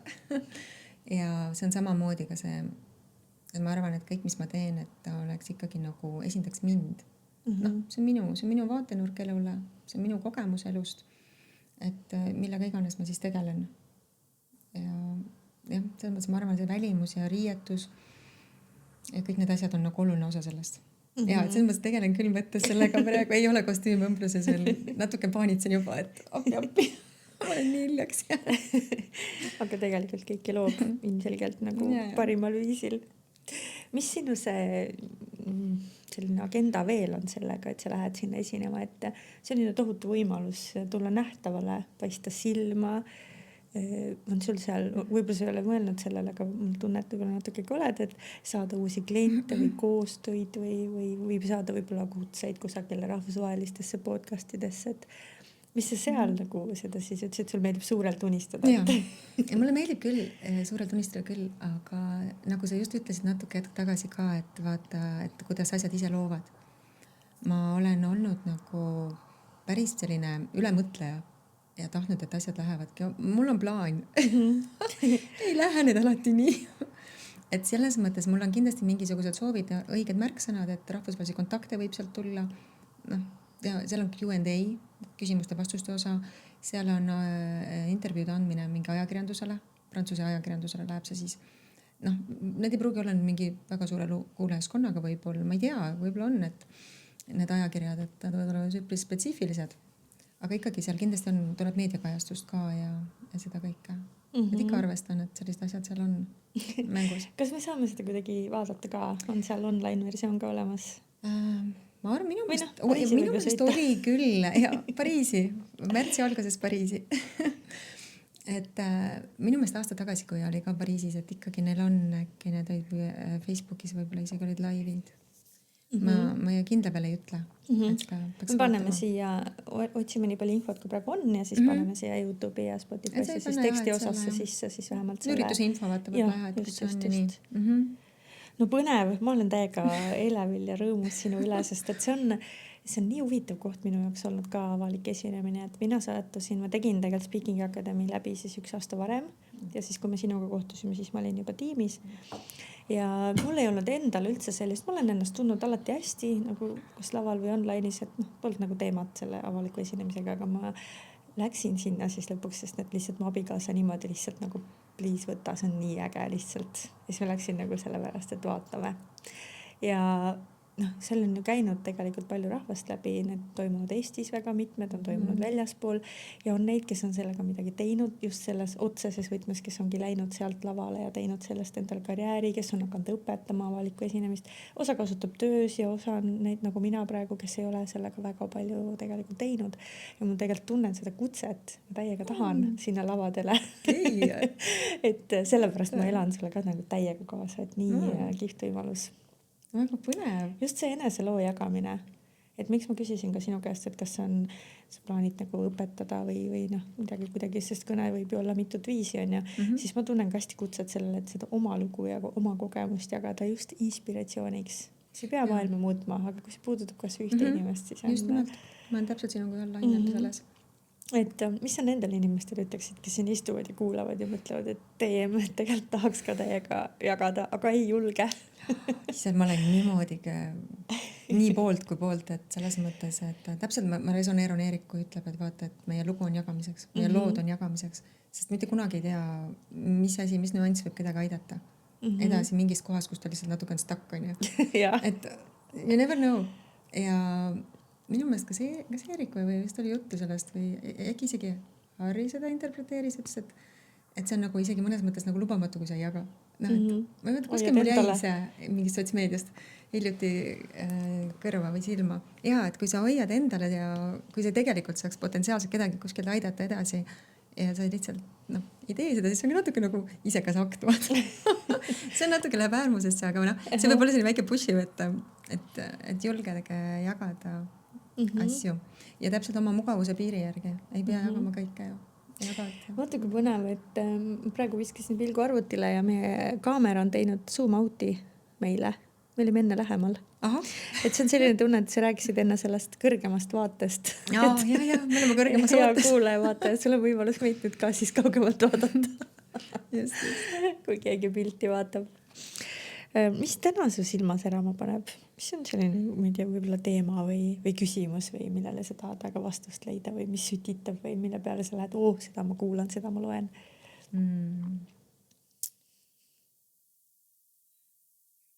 See on nagu päris hea küsimus. Ma arvan, et kõik need asjad, mis nagu hästi inspireerivad, vaata, mis kõnetavad konkreetselt mind, mis need teemad on, neid teemad võib olla nii palju, aga ma arvan, et kõige olulisem või tuum on see, et inimpotentsiaali me ei tea selle piire. Ja kui keegi läheb ja julgeb ja läheb, vaatab, kaugele ta minna saab või tahab minna, siis see on hästi inspireeriv. Mul on tohutu austus inimeste vastu, kes on pühendanud hästi palju aega mingitesse teemadesse, mis nad on ära õppinud ja mida nad oskavad nii hästi edasi anda. Et siis ma tean, milline see pühendumine ja panus on olnud, vaata. Ja ma väga hea meelega kuulan inimesi, kelle suhtes ma tean, et nad on pühendunud asjasse olnud. Mida tähendab pühendumine sinu jaoks? No mul on see pühendumise teema endal ka ju oluline, seesama kas nende õpingutega seoses. Et see on see, et mitte, et ma ei alusta ja ma jätan pooleli või ma ei viitsi või ma ei taha või ma ei leian seal mingid põhjuseid, et pühendun, siis ma tähendan, et ma teengi seda. Ma loobun asjadest teatud perioodiks võib-olla, mis mind varem huvitasid või meeldlahutasid, sest ma tean, kuhu ma tahan minna ja ma pühendun sellele. Ja siis see müra, nagu ma ei lase seal müral tulla, vaata. Tead, kutsetele ütled ära, ei, ma ei lähe välja, ei, ma ei lähe sinna, selles üritusele ei lähe, sest ma tean, et ma tahan õppida, mul on vaja teha need asjad ära. Mul on eesmärk ja ma soovin minna. Kuidas sa seal juures ennast hoiad sellest, et sa läbi ei põle, üle ei pane, et sa ikka puhkad ja vahepeal naudid elu ka siis seal kõrval? Ja, eks natuke ikka naudid muidugi. Aga ma ei tea, minu jaoks on see hästi kvaliteetne nautimine on selline pigem nagu mitte rahvamassid ja mitte mingi suurüritused, vaid sellised hästi kvaliteetaeg. Ilmselt see on minu armastuse keel ka, ma arvan. Et kvaliteetaeg nagu oluliste inimestega, et veeta ja sellised sügavad võib-olla jutuajamised ja sellised toredad head õhtusöögid, mulle meeldib hea toit. Et ise kokata või siis käia mingi mõnusatel õhtusöökidel ja sellise mõnusas väikses ringis oma lastega aega veeta. Ja tütrega koos mulle meeldib kokata väga. Talle meeldib ka. See on väga tore tegevus. Et ütleme, see pühendumine on jah, et ma proovin pühenduda siis nii emana, ma proovin pühenduda samas ka sellele, mida ma ehitan nagu lisaks üles. Ja kuidas sa enda eest hoolitseda, sa küsisid. Mulle on struktuurid hästi tähtsad, sest ma tunnen nende vajadust, sest mul on ka selline omamoodi võib-olla aju natukene, mis tormab hästi palju. Ja et neid raame luua on mulle oluline ja hästi mugav. Et mul on oma rutiin, mul on oma päevarutiin, mida ma hommikuti teen, mida ma õhtuti teen, mida ma nädala lõikes teen ja mulle sobib niimoodi. See on nagu self-care, vaata. See on mediteerimised, jalutuskäigud, looduses käigud ja sellised. See on mingi märguanne küünal kustus ära. Ja aeg sai läbi. See oli sellele märguanne, ma tahtsin, praegu tunnetasin, et kas ma küsin su käest raha kohta. Mis raha sinu elus rolli mängib? Mis see sinu jaoks on? See on kuidagi hästi aktuaalne teema, mis tuleb siit ja sealt ja kolmandast ja tundub just olevat kõigega seotud. Mul on ikkagi tunne küsida, mis sinu jaoks raha on? Ma olen alati mõelnud, et raha on, esiteks algul ma mõtlesin, et raha on energiavarm, on ju. Ja siis ühel hetkel ma jõudsin kõik sinna, et kõik on tegelikult minu jaoks armastusenergia. Siis raha on lihtsalt üks jälle vorm. Ta on nagu väljund või ta on nagu, kuidas ta nagu materialiseerunud on, et üks ja sama energia kõik on ju. Ma usun, et raha peab olema ringluses, selles mõttes, et liikuma.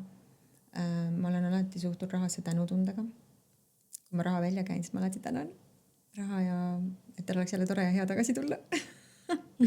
Et ta teab, et see on hea koht, kus olla, see on oodatud. Ja ma kasvasin üles tegelikult samamoodi selliste teadmistega, et raha ei kasva puu otsas ja nii edasi ja et tööd tuleb teha ja hästi kõvasti vaeva näha ja siis võib olla kuskilt midagi natukene on ju. Et ma tundsin alati lapsest saadi, mida lapsest noorest saadi, et mingid tõrged selliste suhtumiste suhtes, sest see on nagu autentne minuga. Et ma ei räägi üldse mingist pillamisest praegu, et raha peab nagu niimoodi liikuma, vaid lihtsalt, et tänutundega hoida teda nagu ringluses, sest ma arvan, et kõik, mis nagu seisab, kui me ei hinga ja kui vesi ei liigu ja kui asjad ei liigu, siis nad ei arene ja see on kõige kehvem asi on stagnatsioon nagu vaata. Oled sa kogenud või koged seda, et kui sa teed seda, mida sa armastad, siis raha lihtsalt tuleb, see on see kõrvalprodukt sellele? No nüüd ma vahetan siin eriala, et see on nagu uus algus. Uus algus, aga jaa, kui sa ju vahetadki seda, mis sa oled ise, millest sa oled pühendunud, mis sa oled õppinud või mida sa soovidki ju luua ja anda, siis see on energiaringlus tegelikult ju. Lihtsalt see eneseväärtustamise, ma õpin samal ajal praegu eneseväärtustamisest rääkides ka lisaks Mandy Morrise juures, ma õpin ju vaata ka business coachingus enda jaoks, mitte selle jaoks, et teisi õpetada. Või mitte õpetada, vaid edasi anda. Aga ma õpin ka seal nagu, et kuidas ikkagi väärtustada ennast ka, raha on ju siiski selle meie maailma osa on ju. Ja kuidas väärtustada siis nendega numbrites, vaata, et ikkagi, kas või oma teenusele, kui sa hinda hakkad välja mõtlema ja sükse asju ka. On see lihtne olnud panna oma teenusele hinda? No ma lõpetan siin praktikasessiooni, see on väga aktuaalne teema. Kas või sisekujunduse vallas ka, kui sa mõtled natuke tagasi, et on see sinu jaoks olnud selline, et minu hind on nii ja kellele sobib, sellele sobib või ei sobi. Seal on ju väga palju võib-olla hirmusid taga, eriti kui me alustame, et kas kliendid tulevad või kaovad ära, kui ma tõstan hinda või. Ja kindlasti. Ja siis jällegi see, et kui natuke seda people pleasing ut jookseb ka ilmselt jälle sisse, et kui keegi ütleb, et või küsib ikkagi, siis annad järgi kergesti võib-olla ja sükse asju. Et on olnud minul ka niimoodi raskem võib-olla küsida. Et seda, mis ma tunnen, et on tegelikult ma väärt olen, on ju, sest tundub, et inimesed justkui võib-olla ei ole valmis maksmagi või ja siis hakkadki muretsema, et äkki neil ei ole ja äkki nad ei saa ja see on empaatiline. Ja siis seal taustal on mingi lugu, et ma raha ongi piiratud algelt, kui mina võtan ära, siis mul on ja temal ei ole. Ja uskumustest teema on ju. Tead, ma lugesin hiljaaegu mis see on, kardoon või, mis on see raamatud, vaata, müü ise või müüakse sulle. Ja tema väide on, et kui kogu maailma raha ära jagada, siis iga inimene siin maailmas oleks miljardär, mitte miljonär, vaid miljardär. Ja siis ma mõtlesin, ahah, et selle väite peale, et võtad kellegilt ära ja vaatad, tegelikult raha ei ole maailmas, et siis ma mõtlesin, et okei. Kas või see, mis on raha tänapäeval, et kui vähe meil on seda paberit, mida näpu vahel hoida, aga tegelikult meie ümber, see mõttekäik pärineb mu leivalepikult, aga see on hästi kõnetas, et vaata, kell on siin mingi 6 õhtul, et inimesed tellivad seal Boltist süüa ja kõik, et kui palju neid ülekandeid käib, numbrid lihtsalt liiguvad kogu aeg ruumis. Et see ei ole see, et kas sul rahakotis on, et see raha täht või ei ole ja kui suur see on, vaid see on nagu hästi pisikene mõtlemine sellest. Ütleme, minu selline mõtlemine, harjutus endale on külluse mõttes ka, et ma ei mõtle ainult raha, vaata üldsegi abundance nagu, on see, et ma hakkan mõtlema, et me päriselt elame hästi külluslikus universumis ja maailmas, et kui sa mõtled, kui palju on, ma ei tea, vaata lumehange, mitu Elves selle hanges on, et see on mõelda üle mõistuse kogused, mis on olemas asju, vaata, puudel lehti, ma ei tea. Aga kuidas seda mõtlemist muuta, kui on keegi, kes on elanudki kogu aeg puuduses, on vähe ja ükskõik mida sa teed, ei tule No aga siis see ongi see life coach'i area, vaata, et seal on uskumussüsteem all. Et ikkagi alustada sellest. Et ma usungi, et meil on oma lagi ja meil on oma kelder nii-öelda, et meil lihtsalt tuleb seda lage tõsta, et see uskumussüsteem ilmselt ei lase, see lagi tulebki seal vastu vaata juba, suht madalal, ütleme võib-olla siis selle inimese jaoks. Ta tahaks, et seal on kõrgemal. Uskumused ja lood ju, millega me loome jälle uuesti kogu aeg seda sama reaalsust. See on selline nagu ühte lausesse nii raske panna. Pane 10. Pane 10. Tead, mul tuligi see raha küsimus sinuga sellepärast, et ma kuidagi tajun, et sa oled heas kohas sellega, selle suhtumisega, suhe rahaga, et täiesti lihtsalt eeter on sinu, mis iganes sa tahad jagada. Ja ma mõtlen nagu, see praegu mõtet, mis ma tahtsin edasi öelda, et vaata see lagi nagu, mis me oleme endale pannud, kas siis mingite uskumussüsteem, tähendab uskumussüsteemide pärast nagunii, aga kas need on meie enda omad, kas need tulid meie lapsetoast või kuskilt, ma ei tea, kust iganes lugesin, kuulsin, nägin kunagi. Et kui sa jõuad nagu selle laeni, öeldakse, et kui palju sul peab olema midagi või kui hea sul peab olema, enne kui sa hakkad saboteerima. See on meie lagi. Ühel hetkel me hakkame saboteerima, sest me ei usu, et me oleme rohkem väärt, vaata. Ja siis me hakkame see uskumussüsteemi leidsime üles. Ma olen väärt näiteks, mis iganes sa ütlesid, mingi summa, ma olen väärt sellist summat ainult siin elus. Ja siis sa hakkad mõtlema ja hakkame tagasi minema ja otsima, kus see tuleb. Ja kui me selle juure üles leiame, siis hakkabki töö selle juurega, siis tulevad need tööriistad, kuidas ta muutma hakata. Aga mis ma veel, ütleme, see on nagu pikem protsess, vaata, mida me teemegi nagu coachingus. Aga ma just siin kuulasin oma mentorit Mandy Morrist, et ta praegu räägib manifesteerimisest. Selles programmis hetkel on selline koht mul. Ja ta ütles, et kui me mõtleme välja selle oma ilusa unistuse, ükskõik mis alal oma elus. Ja unistus on ilus, aga me peame nagu tundma ära, et kas ta on nagu armastusest loodud või hirmust, et võib-olla käib see unistusega kaasas mingisugune kõhklus. Ma ei tea, näiteks ma unistan mingist imeilusast uuest autost, aga mul kuklast tiksub, et aga kui ma selle auto saan, äkki tuleb keegi sõidab otsa, äkki see läheb maha kandmise, äkki see kribitakse ära. Vaata, me loome niimoodi, et nagu agadega. Mõtleme, see on nagu see asja, mis me praegu õpime, et me peame elimineerima need agad. Me peame jõudma nagu sinna, et see unistus on nii palju puhas või see, mida me soovime oma ellu, et midagi ei saboteeri seda. Huvitav, kuidas seda teha? Ma ütlen, et need alateadlikud saboteerid tulevad ja sõidavad otsast üle. Aga sa hakkad jälle samamoodi, see on sama minu tööriistad ka life coachingus, sa hakkad uurima, kas see aga seal, kus see tuleb? Kas see on midagi, milles ma päriselt usun, et keegi nüüd tuleb või kas ma olen näinud telekas, et ilusad autosid on kribitud ära või mis on juhtunud kuskil. See on mingi asi, mis on kinnistunud hirm, vaata. Ja siis sa hakkad seda lammutama. Lammutama selles mõttes, et sa hakkad enda ajule näitama, et selles on mõrad. See ei ole tõsi. Et mis veel on tõsi? Kas see on ainuke tõde? See ei ole ainuke tõde. Ja kui juba aju saab aru, et ma arvan, et sul on seal mingid uskumussüsteemis praod sees, siis ta hakkab vaikselt lagunema, järgi andma. Aga põnev, nii palju head kraami praegu siin. Aga tagasi tulles sinna, et kuidas sul ikkagi on selle hinna määramisega oma tootele, teenusele, on see täna nagu tuleb kerguses või sul ikkagi tunned, et mingid kohad veel on, et kust peaks läbi minema? No vaatame, ma ütlen, ma just hakkan ma teen seda tööd praegu, sest ma hakkan jõudma sellesse faasi, kus tuleb tasuline coaching algab. Et aga ei, ma arvan, et ma olen juba ise kõikide, vaata see on üks üldine asi, see ei ole ainult raha teema, see on see eneseväärtustamine. Et kui ma tunnen ära, et mingi summa on mulle ka nagu resoneerub, et siis see läheb. Ja ma arvan, et isegi kui ma kahtlen ja kõhklen, siis ma ilmselt teen mingisuguse harjutuse enda jaoks sellise, et ma panen mingi kõrgema, siis ma pean madalama, siis ma pean keskmise, ma lihtsalt vaatan, mis nagu tundub mulle nagu see, mis räägib minuga ka paremini, et okei, see on natuke esoteeriline võib-olla, aga eks me vaatame ju ikkagi natuke turgu ja kõike ka ja kus me elame ja kus me toimetame, mis keskkonnas. Aga mina teen tööd online hästi palju ja hakkanudki tegema, et selles mõttes, et ma ei piira nagu ennast ainult nagu ütleme Eestiga ja eesti keelega, et ma ikkagi töötan pigem üle maailma, tahan, vähemalt see on mu soov. Jah, mul ka. Et see on nii huvitav ka teised kultuurid ja ma olen igasugust inimesi juba tuttavaks saanud siin üle maailma, nii põnev. Ma arvan, me lihtsalt chatime ja küsime, kuidas elu käib seal. Mul on olnud kõige kaugem klient Uus-Meremaal, kes jah, mõned korrad me kohtusime, aga tõesti nagu võimalused on tegelikult sellega toimetada, et ma arvan, et tänapäeval saaks isegi sisekujundust teha samamoodi, okei, see käega minna seda seina katsuma, aga see selleks, et selles mõttes elame nii ägedal ajal tegelikult, et kõik on võimalik. Kas midagi on veel, mis tahab täna läbi sinu siia saatesse tulla? Ma tahtsin ennem, ma tundsin, me läksime sellest teemast edasi, piiride teemast ja siis ma mõtlesin, et tegelikult inimestele, vaata sa ka nagu siin ütlesid, et kui keegi mõtleb, et ta elus ei ole julgenud neid vaata veel väga panna neid oma enda eluterveid piire paika. Et minu kogemus on selline, et ma ei saa öelda, et me ei pruugi kaotada inimesi oma elust. Lihtsalt nad ei pruugi tulla meiega kaasa, tõsi, on ka seda. Aga ma tahan öelda julgustuseks seda, et asemel tühja kohta ei ole. Asemele tulevad inimesed, kes on niimoodi nagu joonduvad.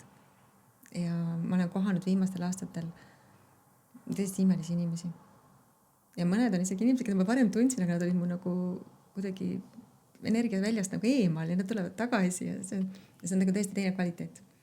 Ja mõtleme, et ma olen nagu väga rahul ja õnnelik, et ma jõudsin sellesse kohta, julgusesse oma piire panna, hoida. Sest see võit, mis sealt tuleb, on see õnnelikum ja parem elu see on suur võit. Mulle tundub, et suhetel tõesti on see parim enne. Ja siin on palju võimalusi ja mõned suhted saavad upgrade uda ja siis saavad jälle uue parim enne. Ja see ei tähenda üldse seda, et me peaks minema kuidagi tüliga lahku või midagi peaks juhtuma, vaid lihtsalt kasvame lahku nii-öelda. Jaa, inimesi on nii palju erinevaid ja see tea. Et tuleb lihtsalt nagu anda võimalus, et mõtlen, see enese eest peitumine on nagu, see on selline mäng, mida ei saa nagu, ma arvan, võib kuidagi nagu võita või sa ei saa peituda enda eest. Kõik nähtavale. Ega ta tuleb, elu ise toob selle nähtavale, ma arvan, et vaikselt tuleb ja toob. Mul on täiega selline tunne, et me võime vaikselt hakata siin maanduma täna, et väga palju erinevaid teemasid sai puudutatud. Ja mul on suur rõõm, et sa andsid selle võimaluse meile siin jutustada. Mul on nii suur tänutunne, et sa mind vastu võtsid. Rõõmuga, et iga asja jaoks on oma aeg ja täpselt kõik episoodid sünnivad siis, kui ongi see hetk. Et meie saade täna siin ja praegu 13. jaanuaril 2026 sai purki. Ja algas kell 13. 13 ja kuule, me võisime isegi 13 salvestama hakata, sellepärast meie alguses siin natuke sellisime ja et teeme siis niimoodi. Nagu 3 eurel. Wow. Et väga rõõmustan sinu üle ja koos sinuga ja mingu sul ainult hästi, et sa lihtsalt lenda julgelt ja ma elan sulle kaasa. Plaksutan sulle sinna Pariisi. Aga kus sinuga ühendust saab võtta, kui keegi tahab nüüd coachingusse näiteks tulla või kutsuda siin, ma ei tea, kohvi jooma või mis iganes tunne tuli? Hetkel on, kuivõrd ma seda oma kodulehte pole veel jõudnud üles ehitada selle coachingu ümber, et hetkel on aktiivne minu interjööri kujunduse lehekülgel, siis ma arvan, et Instagramis ma postitan aktiivselt, praktiliselt igapäevaselt, et kui seal mõne postituse all, mis kõnetab, näiteks saata sõnum, et sealt kaudu. Või siis võid me lisada ka minu meiliaadressi vist kuhugi paneme kontaktid siia teksti sisse jälle. Siis niimoodi saab, praegu niimoodi. Jah, ongi, hoiame põnevust. Kui tuleb uus koduleht, siis avastad. Aga aitäh, et olid meiega, et sa kuulasid, vaatasid, elasid kaasa. Pane kanalile subscribe. Siis ma näen, et sa oled olemas ja sina saad alati kõige esimesena teada, kui tuleb uus saade välja. Ja muidugi võid panna follow ka meie Insta-kanalile ja Facebooki page'ile, kus iganes sa soovid infot saada. Mina jagan seda hea tundega välja ja võtab vastu see, kes võtab. Nii et tänan veel kord sind ja sind kuulaja ka ja uute kohtumisteni. Ole julge! Head aega! Tšau!